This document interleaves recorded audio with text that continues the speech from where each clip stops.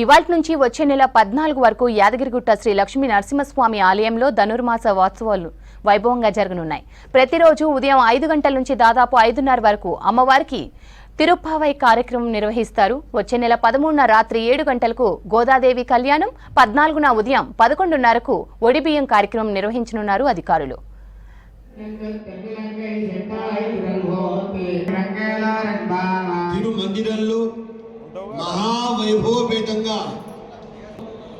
మహావైభవంగా ప్రారంభం. సూర్యుడు ఏ రాశిలో ప్రవేశిస్తే ఆ రాశికి అది సంక్రమణం ఏర్పడుతుంది. దక్షిణాయనం ముగించడానికి మాసంలో ధనుర్రాశిలో ధనుర్మాసము అనే పేరు సార్థకత చేకూర్చబడినది.